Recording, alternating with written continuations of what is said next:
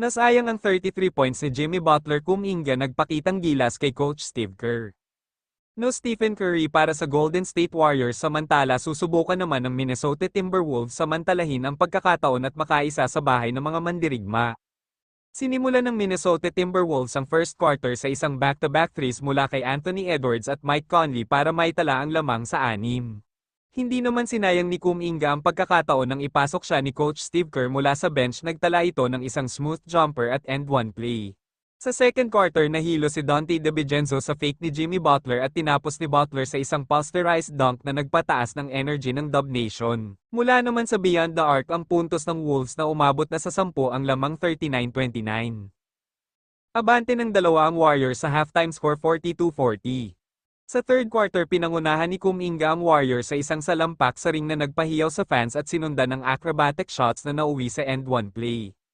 Nagpatuloy ang run ng Warriors at umabot na sa 7 ang kanilang lamang 73-66 mula sa isang killer crossover sabay 3-point shot ni Buddy Hield. May 20 points na si Kuminga mula sa bench at malaking tulong yun lalo na't wala si Stephen Curry. Fourth and final quarter nag-mini run ang Wolves sa isang out-of-balance 3-point shot ni Edwards at isang salampak ni Julius Randle.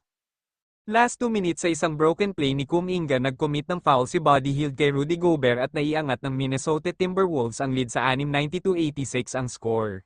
Sinubukan pa ni Buddy Hield at Jonathan Kuminga na habulin ng Wolves subalit laging may pansagot sila Anthony Edwards at sa huli nanalo ang Minnesota Timberwolves at abante na sila ng isa sa Warriors 2-1 na sa series na ito.